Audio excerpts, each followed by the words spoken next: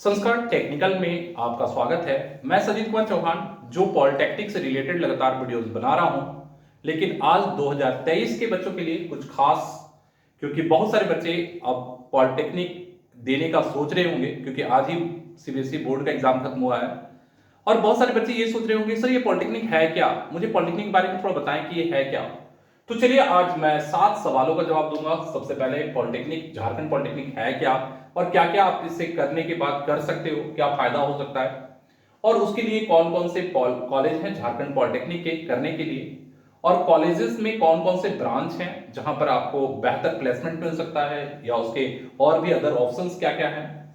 इसके बाद इन कॉलेजेस, इस ब्रांच के लिए आपको नंबर कितने लाने होंगे, उसके बाद एग्जाम, क्योंकि मार्क्स लाने के लिए एग्जाम देना होगा, तो एग्जाम का पैटर्न क्या है, एग्जाम कैसे होते हैं, और इस कॉलेजेस में एडमिशंस के लिए फिर पेपर भी कुछ तैयार करने होंगे, वो पेपर क्या है और काउंसलिंग की प्रक्रिया क्या होती है। ये सारा चीज मैं इस वीडियो में एक एक कर आपको समझाने का प्रयास करूंगा। तो सबसे पहले अगर आपने इस चैनल को सब्सक्राइब नहीं किया तो कर ले, ताकि आपको झारखंड पॉलिटेक्निक 2023 की मैं सारी जानकारियां 1 नंबर से लेकर 7 नंबर तक में, अभी लगभग 2-3 महीने लगेगा ये सारे काउंसलिंग प्रक्रिया तक, तो मैं आपको उपलब्ध करा पाऊं। तो चलिए सबसे पहले झारखंड पॉलिटेक्निक क्यों करना है। देखिए, अगर आपने अभी 10th का एग्जाम दिया है तो मैं आपको बता दूं कि 10th के बाद आपके पास इंटर का ऑप्शन तो होता ही है, लेकिन पॉलिटेक्निक का ऑप्शन खुद में खास है, क्योंकि ये आपको एक तरह से 3 साल के अंदर ही प्लेसमेंट का एक तरह से गारंटी दे देता है। अगर आप पढ़ने में थोड़ा सा भी अच्छे हो, एवरेज टाइप के स्टूडेंट हो, जिन्होंने 10th अभी दिया है, तो 100% एक तो ये 10th के बेस पर एग्जाम होता है। सबसे बड़ी बात है, आपको एक्स्ट्रा पढ़ना ज्यादा नहीं है, ये 10th बेस पे एग्जाम होता है। दूसरी बात कि यहां आपको 3 साल के अंदर ही प्लेसमेंट के लिए बहुत ज्यादा संभावना मिल जाता है। मैं आपको रिसेंट उदाहरण दे रहा हूं कि जो बच्चे 2019 में, मैं सबसे पहले तो वाई पर बात कर रहा हूं कि क्यों पॉलिटेक्निक इंपॉर्टेंट है। 2019 के जो जिन बच्चों ने आप ही की तरह 10th में एग्जाम दिया था और उन्होंने अगर झारखंड पॉलिटेक्निक को अपनाया, और खासकर top 3 college, first second and 3, मैं अभी कॉलेज पर भी आऊंगा, इन कॉलेजेस में उन्होंने एडमिशन लिया, तो मैं बता दूं कि खुद मेरे अपने सेंटर के 45 बच्चे अभी जॉब कर रहे हैं 2019 से 2022 के सेशन में। दैट मीन्स 3 साल के अंदर आपको जॉब की एक सुनहरा मौका मिल जाता है। और ये जॉब भी देखो, ये तो सबसे पहली बात है कि जॉब जो होता है प्राइवेट कंपनियां होती है, लेकिन प्राइवेट में भी टाटा जैसे बेस्ट कंपनियां होती है जिनमें आपको क्वार्टर की फैसिलिटी मिल जाती है, बहुत सारी फैसिलिटी मिल जाता है। तो ये कम से कम एक जॉब जो आपको मिल जाता है वो श्योर हो जाता है। झारखंड पॉलिटेक्निक की एक खासियत है। आप बोलोगे सर सैलरी क्या होती है, सबसे बड़ी बात तो आप सैलरी का करो ना। सैलरी तो कोई खास होता नहीं, 20-30 हजार होता है। मुझे तो 60-70-80 हजार से ऊपर कमानी है, तो मैं क्या करूं, पॉलिटेक्निक करके क्या मुझे ऐसा सैलरी मिलेगा, ये भी एक बड़ा सवाल खासकर होता है बच्चों का। तो चलिए मैं इसके बारे में भी बता दूं कि हाँ, यहां पर आपका सवाल एकदम सही है और वो भी आपको संभव है, क्योंकि मेरे 2018-2019 में भी कुछ ऐसे बच्चे रहे हैं जिन्होंने पॉलिटेक्निक कंप्लीट करने के बाद जॉब नहीं लिया। इसलिए नहीं लिया क्योंकि उन्हें 60,000 70,000 से नीचे की जॉब ज्वाइन नहीं करनी थी। तो बोलोगे सर उन्होंने क्या किया, तो उन्होंने पॉलिटेक्निक के बाद, चूंकि ये डिप्लोमा हुआ उसके बाद बीटेक होता है, उन्होंने D2D का एग्जाम दिया। D2D, diploma two degree. BIT Sindri is the best college, और बीआईटी सिंदरी में उन्होंने अपना दाखिला लिया, जहां अब जो जॉब की सपना देख रहे थे वो आप आसानी से 60-70 हजार क्या, लाख 1.5 लाख तक के मंथ का सैलरी उठा सकते हो। तो फिर अगर आप ज्यादा जॉब में इनकम के लिए चाहते हो तो आपके पास फिर पॉलिटेक्निक कंप्लीट करने के बाद D2D का रास्ता है कि आप 2018-19 में इन्होंने एडमिशन लिया था पॉलिटेक्निक में, और 2022 में इनका D2D क्लियर हुआ और ये अब चले गए बीटेक करने के लिए, जहां पर 3 साल में उनका बीटेक कंप्लीट होगा और जॉब 60-70 हजार की आराम से ले सकते हैं। तीसरा एक और रास्ता है आपके पास, अगर आपने डिप्लोमा कंप्लीट किया है, जैसे मेरे अभी हाल फिलहाल में एक स्टूडेंट जो धनबाद पॉलिटेक्निक से थे, मैकेनिकल ब्रांच से, उन्होंने पॉलिटेक्निक करने के बाद जॉब ज्वाइन नहीं किया और वो गवर्नमेंट कॉम्पिटिशन्स में लग गए, और अभी उनका डीआरडीओ क्लियर हुआ है। डीआरडीओ में इसरो में ऐसे ऐसे अच्छे अच्छे कंपनी जो है, जो गवर्नमेंट की बहुत ही ज्यादा सेल में, ऐसे बहुत सारे बच्चे इन सेक्टर्स में भी हम लोगों के लगातार जा रहे हैं। जिनको प्राइवेट में नहीं जाना होता वो थोड़ा सा रुकना होता है, 2-3 साल थोड़ा सब्र करना पड़ता है, क्योंकि ये बच्चा 2016 का बैच का था, जिनका डिप्लोमा के बाद वो गवर्नमेंट जॉब ज्वाइन नहीं करके तैयारी की, अभी डीआरडीओ में जॉब कर रहे हैं। तो इस तरह से आप डीआरडीओ इसरो का भी फॉर्म निकलता रहता है, तो थोड़ा सा डिप्लोमा करके तैयारी कर इनमें भी जा सकते हैं। तो ये सारा रास्ता आपका झारखंड पॉलिटेक्निक करने के बाद खुल जाता है। साथ ही साथ 3 साल है, 3 साल में ये +2 के इक्विवेलेंट है, तो आप एक तरह से +2 के जो आप कर रहे हो वो डिप्लोमा करके कंप्लीट कर सकते हो। ये एक बड़ी बात है कि पॉलिटेक्निक क्यों कर रहा है। और मैं आपको बता दूं खास जानकारी कि पॉलिटेक्निक का फॉर्म आया हुआ है झारखंड पॉलिटेक्निक का। अगर आप झारखंड पॉलिटेक्निक का फॉर्म नहीं भरे हैं तो भर लें, क्योंकि ये 10 अप्रैल तक का टाइम है और एग्जाम का भी समय ज्यादा नहीं है, मतलब कि 10 अप्रैल झारखंड पॉलिटेक्निक का टाइम है और 30 अप्रैल को एग्जाम होना है। अगर आप तैयारी के लिए जाना चाहते हैं कि सर तैयारी के लिए क्या कर सकते हैं, तो तैयारी के लिए 2 रास्ते हैं आपके पास। ऑफलाइन मैं पहला रास्ता सबसे बेस्ट मानता हूं, ऑफलाइन, क्योंकि कल से हमारी बैच स्टार्ट है 22 तारीख से, 22 मार्च से 3 बजे शाम से। तो आप मेरे को कॉल कर ऑफलाइन में भी बात कर सकते हो। और ऑनलाइन के लिए मैं बता दूं कि ऑनलाइन में हम लोग ट्रिक बता पाएंगे और ट्रिक और टेक्निक के आधार पर मैं आपको सपोर्ट करूंगा। उसमें आपको कोई चार्ज नहीं देने, आप मेरे यूट्यूब चैनल से केवल जुड़े रहें, आपका तैयारी हो जाएगा ऑनलाइन मोड में। चलिए अब मैं आगे बढ़ता हूं और फॉर्म फिलअप कर लें। जो भी दिक्कत होगी आप कॉल कर लीजिएगा। कॉलेजेस की बात करते हैं। कॉलेजेस, जैसा मैंने अभी कहा आपको कि टॉप कॉलेजेस, हाँ भाई ये बड़ा इंपॉर्टेंट टॉपिक है, इनको जरूर समझ लीजिए। देखो गवर्नमेंट के जो कॉलेज हैं वो तो है 13 बॉयज के लिए, बोलोगे गर्ल्स का 4 है। लेकिन इसमें अगर टॉप की बात की जाए ना, मतलब 13 गवर्नमेंट कॉलेजेस हैं तो कोई भी कॉलेज में ले लोगे और प्लेसमेंट हो जाए, ऐसा नहीं होता। इसमें से टॉप 5 चुनो और अगर टॉप 3 चुन लेते हो तो 100% प्लेसमेंट की गारंटी। तो 13 कॉलेज में से टॉप 3 की पहले मैं बात कर देता हूं। आदित्यपुर जो टाटा में है, एक धनबाद पॉलिटेक्निक धनबाद और रांची पॉलिटेक्निक, ये टॉप 3 कॉलेजेस हो गए जहां का प्लेसमेंट्स 95%, 80%, 85% के लमसम आपको प्लेसमेंट्स मिल जाते हैं अच्छे ब्रांच में। क्योंकि मैं ब्रांच की बात अभी तुरंत करने वाला हूं, तो ये कॉलेजेस हो गए। बोलोगे सर यहाँ 5 जो बोले हैं तो 3/4 में कौन है, तो मैं कहूंगा एक भागा और निरसा। माइनिंग ब्रांच हो जाते हैं, माइनिंग के लिए भागा और निरसा इज द टॉप। तो कुल मिलाकर 5 कॉलेजेस आपके लिए बेस्ट होते हैं इस पैटर्न में। और इसके बाद जो बच गए कॉलेज हैं 8, उसमें आप एडमिशन करा सकते हो। उसमें भी कुछ प्लेसमेंट्स हैं लेकिन बहुत कम हो जाता है, क्योंकि टॉप कॉलेजेस पे हाइट ज्यादा होता है। तो आपको तैयारी करनी है तो टॉप लेवल पर मैं कहूंगा कि तैयारी करो, एग्जाम दो। अगर इन कॉलेजेस में एडमिशन होता है तो ठीक है, अगर नॉर्मल कहीं होता है तो आप ड्रॉप आउट करके फिर अपनी इंटर में लग जाओ, ज्यादा बेस्ट होगा। तो चलो भाई ये हो गए, लगभग मैंने आइडिया दे दिया कॉलेजेस का। अब कॉलेजेस कौन कौन से हैं, तो मैं टोटल कॉलेज का एक बार हल्का सा नाम बता देता हूं आपको। आदित्यपुर धनबाद, माने Adityapur polytechnic, Dhanbad polytechnic, Ranchi polytechnic, उसके बाद भागा माइनिंग, निरसा माइनिंग, बोकारो, खुटरी, खरसावां, कोडरमा, दुमका और लातेहार। उसके बाद 3 कॉलेजेस बाद में खुले थे, साहेबगंज, सिमडेगा और जगन्नाथपुर। तो ये कुल 13 कॉलेजेस। गर्ल्स के कॉलेज में कौन सा अच्छा है, तो मैं कहूंगा Ranchi women's polytechnic, Gamharia polytechnic, उसके बाद बोकारो बालीडी पॉलिटेक्निक और एक दुमका पॉलिटेक्निक। ये 4 कॉलेज है जिसमें से मैं बेस्ट मानता हूं रांची एंड जमशेदपुर। अब बात आती है कि सर कॉलेजेस के बारे में आइडिया हो गया है, बाकी आइडिया मैं और डिटेल भी आपको अवेलेबल करवा दूंगा। अब बात आती है ब्रांच की। सर ब्रांच कौन सा, देखो यहां पर कॉलेजेस जब आप सिलेक्ट करोगे ना तो ब्रांच भी प्लेसमेंट के लिए बड़ा मायने रखता है। जैसे मैं ले लेता हूं टॉप कॉलेज की बात, आदित्यपुर। आदित्यपुर में अगर प्लेसमेंट की बात की जाए तो इसका सबसे ज्यादा प्लेसमेंट का डिमांड मैकेनिकल और इलेक्ट्रिकल ब्रांच का है।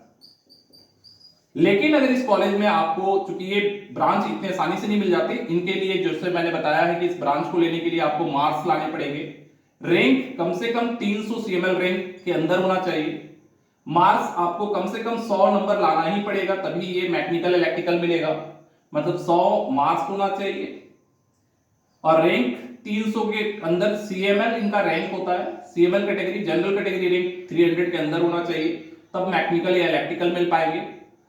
हाँ, इसमें एक और ब्रांच है मेटालॉजी, जो आपको लगभग 800 CML रैंक तक मिल जाता है। मतलब मार्क्स की अगर बात करें तो आई होप कि वो मार्क्स आप कम से कम इसके अकॉर्डिंग चले तो आप 90 से लेकर 85 मार्क्स रख सकते हो, क्योंकि क्वेश्चन पर डिपेंड करता है, क्वेश्चन के लेवल पर कि कितना होगा। और आदित्यपुर में एक और ब्रांच है कंप्यूटर साइंस। तो कंप्यूटर साइंस में प्लेसमेंट थोड़ा सा कम होता है, जिसके चलते इसमें आप लगभग मानकर चल सकते हो कि आपका रैंक अगर 1000-1500 भी है तब भी आपका इसमें हो जाता है। धनबाद पॉलिटेक्निक की बात करें तो सेकंड, जैसा मैंने कहा कि धनबाद पॉलिटेक्निक, उसमें भी लाने के लिए आपको कम से कम 500-600 CML रैंक तक आना ही पड़ेगा। और रांची पॉलिटेक्निक भी 500, 600, 700 CML रैंक तक आना पड़ेगा। तो इसके बारे में मैं अभी नेक्स्ट ब्रांच में आइडिया दे दूंगा। तो ब्रांच में क्या करना है आप याद रखें, branch mechanical electrical is the top branch. Civil भी बहुत सारे बच्चे प्रीफर करते हैं, पता नहीं मैं सिविल नहीं प्रीफर कर पाता। ठीक है, सिविल आदित्यपुर में तो है नहीं, धनबाद में सिविल है, रांची में सिविल है, बहुत सारे टॉप बच्चे सिविल भी लेते हैं और सिविल भी एक अच्छा ब्रांच है, आप ले सकते हो। मेरा मैकेनिकल इलेक्ट्रिकल पर ज्यादा फोकस रहता है। इसके बाद मेटालॉजी भी एक अच्छा विकल्प है, धनबाद और आदित्यपुर जैसे दो कॉलेज में है, इसका भी प्लेसमेंट काफी अच्छा हो जाता है, तो आप मेटालॉजी भी ले सकते हो ब्रांच में। कंप्यूटर साइंस के बारे में बोलेंगे सर आप कंप्यूटर साइंस के बारे में कुछ नहीं बोल रहे हैं, उसके बारे में भी कुछ आइडिया दीजिए। देखो कंप्यूटर साइंस का डिप्लोमा लेवल पर प्लेसमेंट काफी कम है, मैं साफ साफ बता दूं। हाँ, लेकिन अगर आपने, जैसा मैंने बताया कि झारखंड पॉलिटेक्निक के बाद D2D के द्वारा आप IIT सिंदरी जा सकते हो, तो अगर आप D2D प्लान कर जा रहे हो तब तो फिर कंप्यूटर साइंस भी आपके लिए अच्छा विकल्प है, क्योंकि IIT सिंदरी में सबसे ज्यादा डिमांड का कंप्यूटर साइंस ही ट्रेड है। तो ये ब्रांच हो गए मैकेनिकल इलेक्ट्रिकल और सिविल, कंप्यूटर साइंस और मेटालॉजी। तो अगर नंबर 600 700 800 के 600 700 800 आ रहे हैं तो फिर आपको इन ब्रांचेस में 800 से 1200 के अंदर मेटालॉजी, ये प्लेसमेंट के पॉइंट ऑफ व्यू से बेस्ट ब्रांच माने जाते हैं और इसमें ज्यादातर बच्चे एडमिशन लेते हैं। ये ब्रांच का आइडिया हो गया। अब मैं मार्क्स के आइडिया दे देता हूं ताकि आपको पता चल जाए कि इन कॉलेजेस में जाने के लिए कितने मार्क्स की जरूरत होगी। तो मैं अपना चार्ट 2022-2021 के कुछ डिटेल्स आपको दे देता हूं, जिससे आपको एकदम सही पर आइडिया हो जाए कि सर कितने नंबर पर क्या होगा। अगर आप मार्क्स, और मैं यहां लिख रहा हूं रैंक, अगर आपका मार्क्स 100 नंबर से ऊपर है तो आप 100 रैंक के अंदर हो जाओगे, मतलब कि आप 100 रैंक के अंदर होगे। जैसे एग्जांपल 100.25 नंबर लाने वाले कंचन कुमार का रैंक था 72, मतलब 100 रैंक के अंदर थे। तो 100 नंबर अगर ले आए तो 100 रैंक के अंदर आप चले आओगे। दूसरी बात, अगर आप 90 तक लाते हो तो लगभग आप मानकर चलो कि 160, मतलब 170 तक मानकर चलो, 170, या आप इसको राउंड फिगर कर दो 90 तक में मान के चलो आप 200 रैंक के अंदर होंगे, मतलब आदित्यपुर कॉलेजेस मिलने का आशा रहेगा। लेकिन आप इससे जैसे ही आ जाते हो 80 तक तो फिर आप लगभग मानकर चलो कि 80 पहुंचते पहुंचते तक आप 400 रैंक तक पहुंच जाओगे। 400 नहीं कहो 500 तक कर लो आप। ये जो मैं बता रहा हूं 2022 के अकॉर्डिंग बता रहा हूं, लेकिन 2021 में फिर पासा पलट गया था, बहुत कुछ चेंज होता रहता है, ये आपको समझना है। आप बोलेंगे कि सर कॉलेजेस गवर्नमेंट मिलेगा कितने तक, लास्ट पास कितने तक हो जाएंगे? लगभग मैं कहूंगा 50 नंबर। अगर 50 नंबर ले आते हो तो लगभग आप 3000 के रैंक के अंदर होंगे, और 3000 के अंदर होंगे तो गवर्नमेंट कॉलेज टोटल जो सीटें हैं वो 3000 के लगभग है, तो गवर्नमेंट की कोई कॉलेज मिल जाएगी। लेकिन ब्रांच क्या मिलेगा ये कह पाना मुश्किल है, उसमें समझौता करना पड़ सकता है। ये मार्क्स का आइडिया है। अब मार्क्स कितने लाने होंगे, ये लाने होंगे। बोले कितने नंबर में सर, तो मैं अब एग्जाम आइडिया दे दूं। ये पूरे 150 नंबर का एग्जाम होता है। अब सोचो 150 में 50 ला रहे हो, कॉलेज मिल जा रही है, लेकिन 100 लाओगे तो best college and best placement मिल जा रहा है, ये ज्यादा इंपॉर्टेंट है। अब आती है बात, सर ठीक है समझ में आ गया यहां तक, अब एग्जाम के बारे में बताएं कि एग्जाम कैसा होगा। एग्जाम अगर हम लोग ने तो फॉर्म भरा है या नहीं भरे तो भर देंगे, लेकिन एग्जाम के बारे में आप आइडिया दे दीजिए कि एग्जाम कैसा होगा।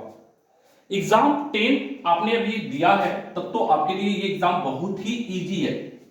अब बोलोगे सर कैसे इजी है? तो देखो भाई, ये एग्जाम जो होता है ना, ये मैंने जैसा कि कहा आपको कितने 150 का। अब इसमें देखो मैथमेटिक्स ये 50 नंबर का है, फिजिक्स 50 नंबर का, और केमिस्ट्री 50 नंबर का। कितने नंबर के हो गए? 150 का। तो बस ये मैथ्स, फिजिक्स और केमिस्ट्री ही देना है, तीन ही सब्जेक्ट देना है।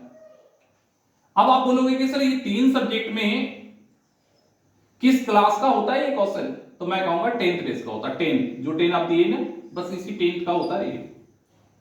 लेकिन होता क्या है कि 10th बोर्ड में जब दे रहे थे तो हर एक क्वेश्चन के लिए 5 मिनट का टाइम मिल जाता था, किसी में 8 मिनट में लगता था, किसी में 3 मिनट मिलता था। लेकिन यहां आपके साथ सबसे बड़ा जो खेल है वो है टाइम का। याद रखिए कि आप पॉलिटेक्निक एग्जाम के लिए तैयारी के लिए बच्चे खासकर मेरे पास क्यों पहुंचते हैं, उसका सबसे बड़ा रीजन है टाइम। अब टाइम कैसे रीजन है, मैं आपको एग्जांपल द्वारा समझा पाऊंगा कि टाइम कैसे रीजन है। देखो सबसे बड़ी बात है कि हर क्वेश्चन के लिए यहां पर टाइम है 1 मिनट का, 1 मिनट का टाइम दिया जा रहा है। अब मान लो एक हाइट एंड डिस्टेंस का क्वेश्चन है कि एक बिल्डिंग है, आप देख रहे हो बिल्डिंग को, और बिल्डिंग के टॉप पर बन रहा है 30 डिग्री का एंगल, और आप बिल्डिंग के आगे चले, कितना चले, कुछ भी मान लेते हैं 200 मीटर आपने चला, और यहां पहुंचने के बाद जब टॉप को देखें तो 60 डिग्री का एंगल बन रहा है। अब इस क्वेश्चन में पूछा जाएगा कि बिल्डिंग की हाइट कितनी है, तो नॉर्मली आप क्या करते हो, पहले तो हाइट एंड डिस्टेंस के बाद क्वेश्चन बनाओगे, फिर इसको x मानोगे और फिर रिलेशन को निकालोगे। लेकिन हम लोग ट्रिक बेस पे जब बनाते हैं, क्योंकि ये टाइम 1 मिनट ही है, तो हम लोग सीधे ये 200 है, पहले ये देखना है कि ये एंगल कितना है, तो 30 डिग्री और 60 डिग्री। एंगल 30 और 45 भी हो सकता है, और 45 और 60 भी हो सकता है, तो उसके फिर फार्मूला अलग हो जाएंगे। मैं एक फार्मूला आपको बता देता हूं। याद रखिए कि 30 डिग्री और 60 डिग्री का फार्मूला होता है x/2√3 का ट्रिक। मतलब जो भी वैल्यू यहां दिया हुआ है उसका आधा कर लीजिए, तो 200 का आधा कितना हुआ? 100। वो वैल्यू तो यहां का है, लेकिन मैंने ये ट्रिक किसके लिए दिया है? इसके लिए। यानी इसका ट्रिक है x/2√3, मतलब 200 का आधा 100√3, तो ये आंसर कितने हो गए? 100√3। तो सब बच्चों को याद रहता है कि 30-60 का ट्रिक है x/2√3, तो ये डिस्टेंस को आधा करना है, √3 लगाना है। तो ये क्वेश्चन हो गया ऑब्जेक्टिव। इसी चीज को समझना होगा। हर ट्रिक में आपको टेक्निक है छुपा हुआ। फिजिक्स में बोलोगे सर फिजिक्स का भी एक एग्जांपल दे दीजिए, मजा आ रहा है, बड़ा शॉर्ट में बता देते हैं। तो फिजिक्स का एक एग्जांपल मैं आपको दे देता हूं। देखो फिजिक्स में भी मैं आपको कॉनकेव मिरर में एक अच्छा एग्जांपल देता हूं। मान लो एक कॉनकेव मिरर है जिसका फोकस लेंथ दिया हुआ है, आपको फोकस दिया हुआ है इसका मान लो 60 सेंटीमीटर। अब बोलता है कि ऑब्जेक्ट कहां पर रखें कि इमेज जो है 2 टाइम्स बड़ा बने, माने मैग्निफिकेशन 2 टाइम्स हो। इजी सा बात है, 60 है तो आप यहां डबल कर लो 120। अब रियल बनाना है या वर्चुअल, ये देख लेना क्वेश्चन में। अगर 60 के इधर बनाओगे एकदम मिड में रख लो 30 पर, तो फिर पीछे में डबल बन जाएगा, मतलब ये x है तो 2x डबल बन जाएगा, मैग्निफिकेशन 2 टाइम्स हो गया। और 60 और 120 के बीच कितना होता है? 90। अगर 90 पे रखोगे तो रियल बनेगा और इधर बन जाएगा, और x है तो 2 टाइम्स बन जाएगा। बोलोगे बनाया कैसे सर? देखो बच्चे 60 फोकस था, यहां 0 से 60 के बीच में रखोगे तो पीछे बनेगा और डबल बनेगा, एकदम बीच में रखने पर डबल, और यहां बीच में रखोगे तो इधर डबल बन जाएगा। अब इनके जैसे जैसे आप नजदीक आओगे, मतलब कि आप 90-60 के बीच रखोगे तो फिर 4 टाइम्स बड़ा बनेगा, फिर उनके नजदीक रखोगे तो 8 टाइम्स बड़ा बनेगा। ये ट्रिक्स होते हैं, ये ट्रिक्स आप फिजिक्स केमिस्ट्री हर का ऑब्जेक्टिव ट्रिक है। ये ट्रिक टेक्निक्स हम लोग लगातार बताएंगे, और कल से मेरा ऑफलाइन का भी पूरा स्टार्ट हो रहा है 40 डेज के ये लगातार क्लासेस। इसमें आपको कंप्लीट टोटल झारखंड पॉलिटेक्निक 2023 की कोर्स करवाई जाएगी। चलिए, तो ये हो गया आपको एग्जाम का आइडिया कि ऑब्जेक्टिव क्वेश्चंस होते हैं और नेगेटिव मार्किंग होता है, ये भी याद रखना है। अब पेपर कौन कौन सा चाहिए, क्योंकि भाई ये एग्जाम के लिए पेपर बहुत इंपॉर्टेंट है। पॉलिटेक्निक अगर देना है तो आप सबसे पहले झारखंड का आवासीय प्रमाण पत्र, इंग्लिश में कहें तो residential certificate is the very important. आपको आवासीय प्रमाण पत्र बनाना ही पड़ेगा झारखंड का। अगर आपका झारखंड से आवासीय नहीं बन पा रहा है तो फिर फॉर्म भरने का कोई फायदा नहीं, एग्जाम दे दोगे एडमिशन नहीं हो पाएगा, किसी भी कॉलेज में ब्रांच नहीं मिल पाएगा। लेकिन अगर आपका झारखंड का आवासीय बन जा रहा है, बना सकते हैं, 10th अगर आपने झारखंड से दिया तो पक्का बन जाएगा। और ऐसे कंडीशन में आप पेपर जरूर देख लेना, आवासीय अभी बनने दे देना। मैं ये वीडियो इसलिए बना रहा हूं ताकि आप ऑफलाइन में भी, बहुत सारे बच्चे कल आ रहे हैं हमारे पास, लेकिन अब मैं ये सारी बातें नहीं कर पाऊंगा उनसे, क्योंकि सिलेबस के लिए टाइम इतना कम है कि मुझे पढ़ाई के सिवा कोई बात ही नहीं कर पाएंगे। ये सारी बातें मैं आज के इस वीडियो में बता के क्लियर कर ले रहा हूं। तो पेपर में याद रखना, आवासीय अपना जरूर बनने दे देना। अगर आप कास्ट सर्टिफिकेट अप्लाई कर रहे हो कि हम BC1 BC2 हैं, तो फिर झारखंड का ही जाति प्रमाण पत्र आपके पास होना चाहिए, कास्ट सर्टिफिकेट। तो पेपर के लिए मैं एक अलग से भी वीडियो बना दूंगा, उसको जरूर देख लेना। लेकिन फिलहाल रेसिडेंशियल सर्टिफिकेट बनने दे दो, उसमें टाइम लगता है। काउंसलिंग, लास्ट काउंसलिंग प्रक्रिया में मैं बस अभी इतना ही कहूंगा कि 3 लेवल होता है काउंसलिंग का, पहला, दूसरा और तीसरा। बहुत सारे बच्चे पहला काउंसलिंग के बाद छोड़ देते हैं। आप मेरा पीछा मत छोड़ना, क्योंकि पहले काउंसलिंग के बाद भी संपर्क बनाए रखना, क्योंकि फर्स्ट काउंसलिंग में अगर ज्यादा नंबर आया, खराब नंबर आया है, रैंक ज्यादा है, तो फर्स्ट काउंसलिंग में नहीं मिलेगा तो सेकंड थर्ड तक मिलने की बहुत ज्यादा संभावना होती है। इसलिए आपको हड़बड़ाना नहीं है, काउंसलिंग को ध्यान रखना है। और काउंसलिंग में मैं अभी केवल इतना ही कहूंगा, ऑनलाइन काउंसलिंग है, सारी प्रक्रिया जब भी काउंसलिंग का डेट आ जाए, टाइम आ जाए, मेरे व्हाट्सएप वाले ग्रुप में जुड़े रहना। मैं जैसे ही आपको इन्फॉर्म करूंगा आप पहुंच जाना। हम लोग काउंसलिंग खुद से करवाते हैं, बच्चों की चॉइस के लिए खुद से भरवाते हैं, ताकि किसी तरह का समस्या ना हो। तो काउंसलिंग के समय आपको जुड़े रहना है, बस मैं इतना ही कहूंगा। और वीडियोस अगर नहीं जुड़ पा रहे तो मेरे वीडियोस पुराने भी देख लेना, काउंसलिंग की बहुत सारी आइडिया होगी। तो ये कुल मिलाकर मैंने 7 बातें आज की हैं। जो समस्या आपको लगता है इनमें कि नहीं समझ में आया, आप कमेंट करना, और इसको 1-2 बार वीडियोस को एक बार जरूर देख लेना कि मैंने क्या क्या बातें कही हैं। तो आज के वीडियो में इतना ही, अगले वीडियो में फिर मिलेंगे, तब तक के लिए जय हिंद, जय भारत।